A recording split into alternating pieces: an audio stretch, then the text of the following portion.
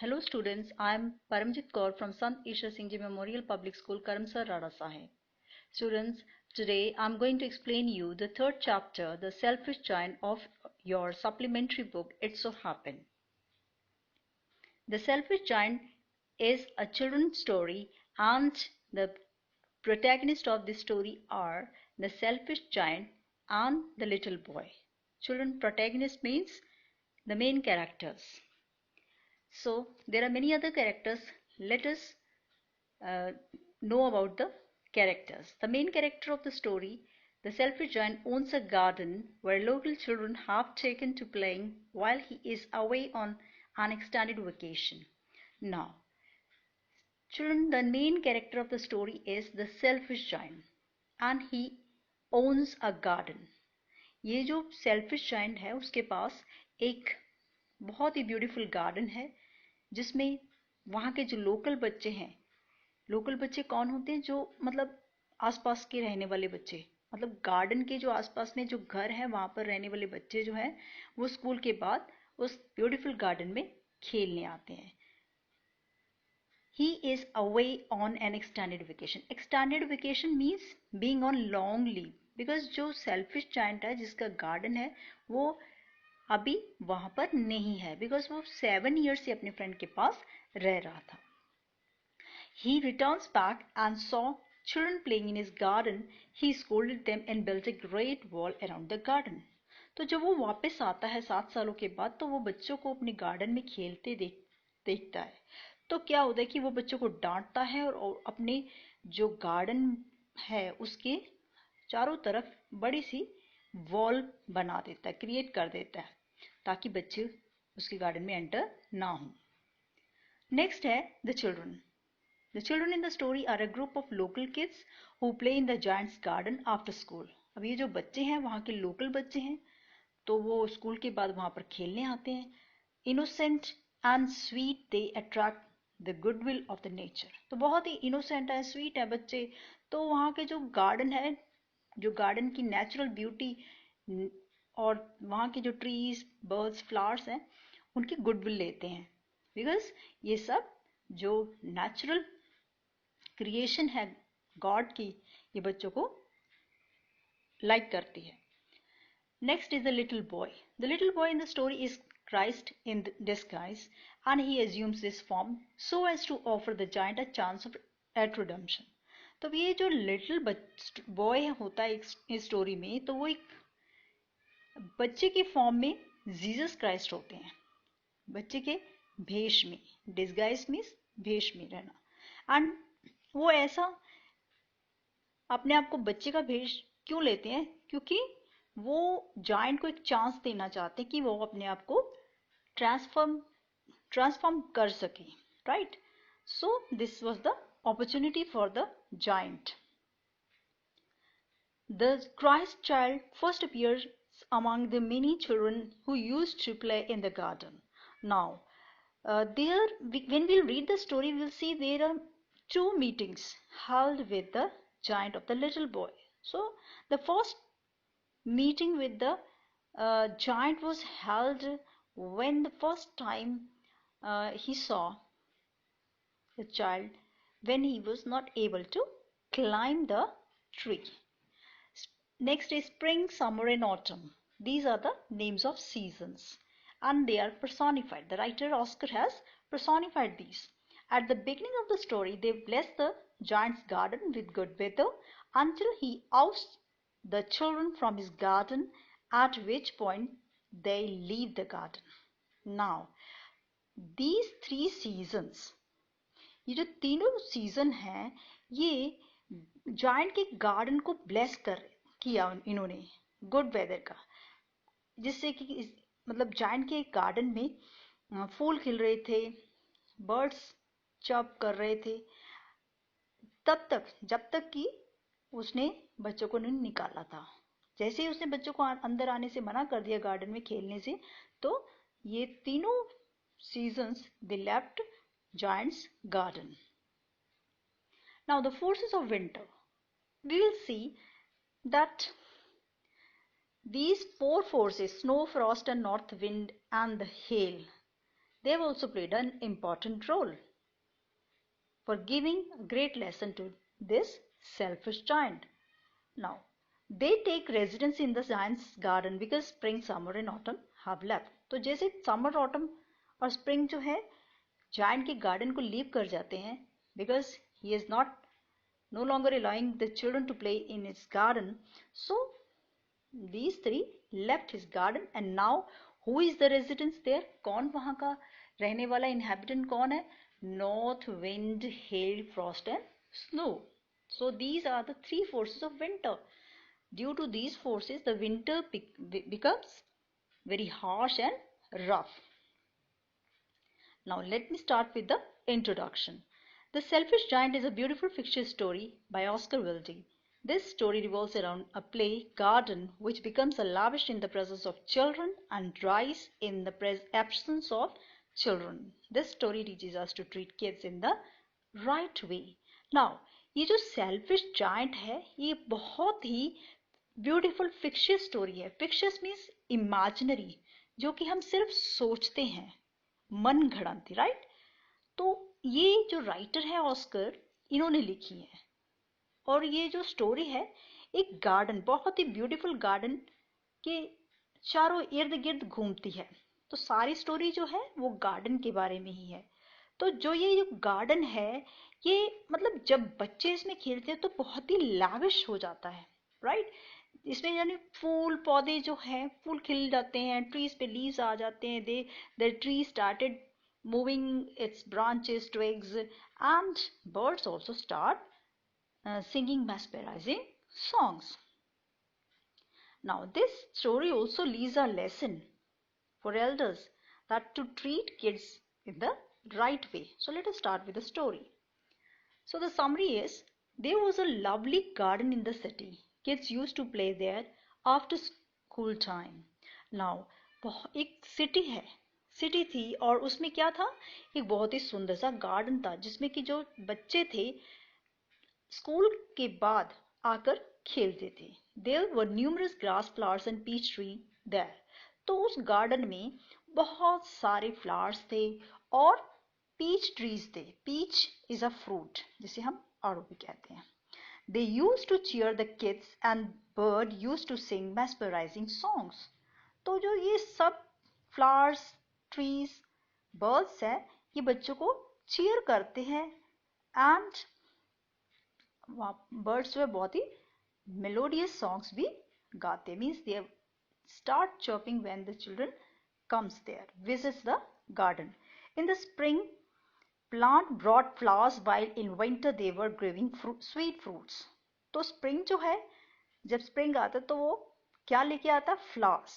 उसके आने से पेड़ों पौधों पे क्या फूल खिल जाते हैं, राइट. और winter में क्या आता है, fruits, right, very sweet fruits. The kids were happy like never before. तो बच्चे जो है बहुत ही खुश होते, इतने खुश कि वो इससे पहले इतने खुश कभी नहीं हुए थे. But this happiness did not survive long. पर ये जो खुशी है देर तक नहीं चली. तो let's see why. The arrival of the selfish giant. अब the garden belonged to a selfish giant. The selfish giant was at his friend's home for 7 years, but now he had returned. He scolded the children playing in the garden and raised the great wall around the yard. अब क्या होता है कि जो selfish giant है वापस आ जाता है अपने फ्रेंड के पास 7 साल रहने के बाद. तो जो ये गार्डन है सेल्फिश जायंट का है. तो जब वो बच्चों को देखता है तो वो डांटता है, बच्चों को बाहर निकाल देता है एंड अपने यार्ड के चारों तरफ एक बड़ी सी वॉल बना देता है so that the children may not enter into his garden. As you can see in this picture, right, he is putting a board also that trespassers will not be allowed, right. So persistent winter in the garden. Persistent means continuous. Now winter duration is longer now, right. Now the trees, grasses and birds were set as there was no one to hang around their twigs and listen to the bird song. Trees stopped blooming and fruiting while the birds stopped singing. अब क्या होता है कि जो garden है उसमें जो trees हैं, ग्रासेस हैं, बर्ड्स हैं, वो सब just they are lifeless because they love children to play with them in their garden, right? So अब जो ट्रीज हैं उन्होंने ब्लूम करना, फूल निकालने बंद कर दिए, फ्रूट नहीं आते ट्रीज पर, बर्ड्स ने सिंगिंग करना छोड़ दिए, चर्पिंग करना छोड़ दिए.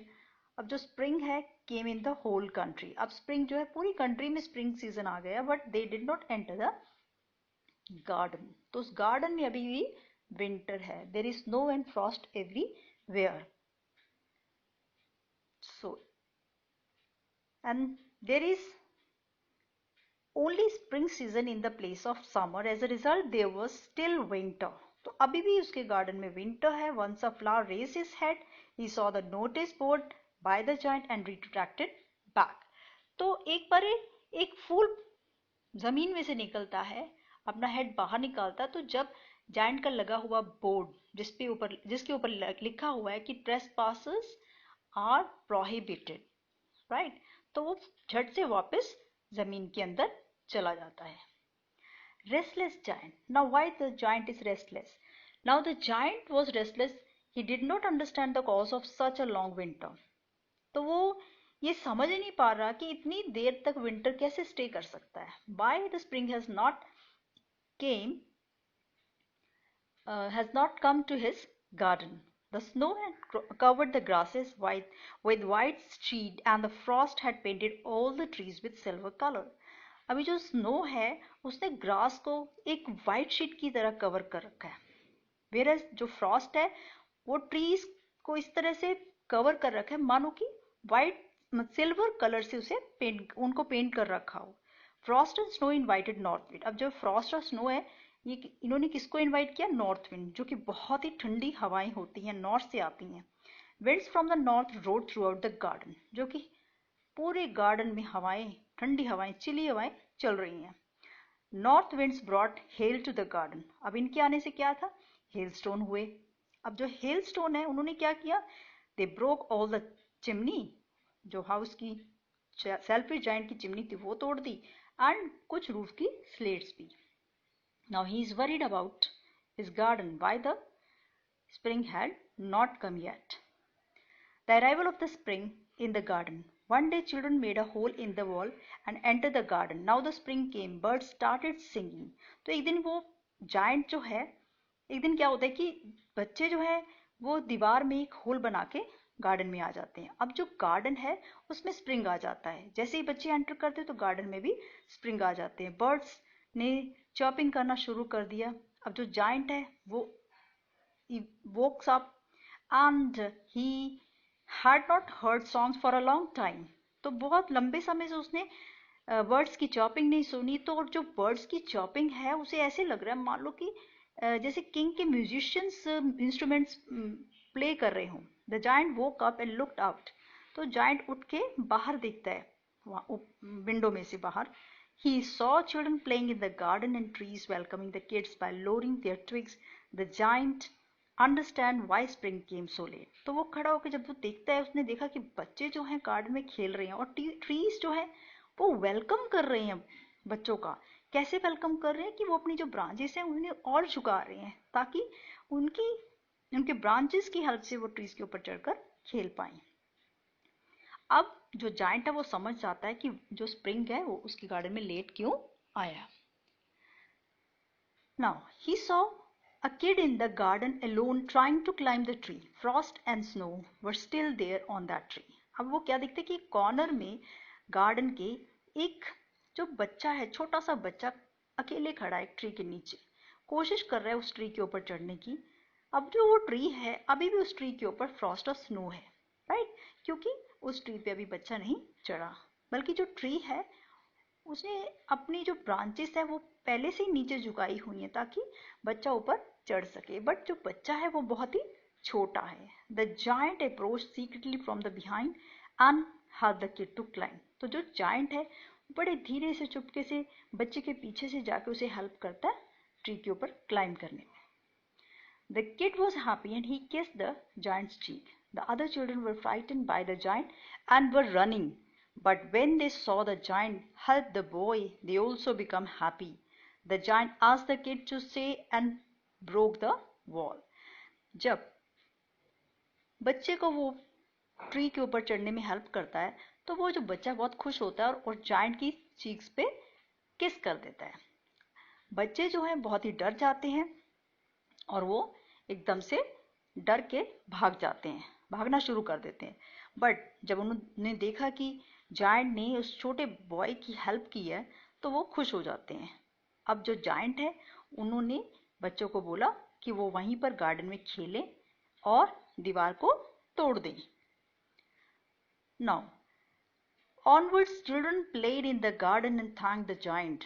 अब इसके बाद जो बच्चे हैं हमेशा गार्डन में स्कूल के बाद खेलते हैं और बच्चे जायंट का भी थैंक्स करते हैं कि वो उन्हें अलाउ कर रहे हैं गार्डन में खेलने के लिए। The giant asked the children about the small kid. Other kids were also not knowing about that little kid. They told that they also saw that kid for the first time. अब जब giant है, जब सभी बच्चे आते हैं तो उसे वो छोटा जो लड़का है, the little boy, he could not able to see that, right. तो वो बच्चों को पूछता है उस लड़के के बारे में, तो बच्चे भी उस बताते हैं उसे कि उन्होंने भी उस लड़के को पहली बार उस दिन देखा था। Days passed, the giant was still missing him because he was the boy who kissed him on his cheeks.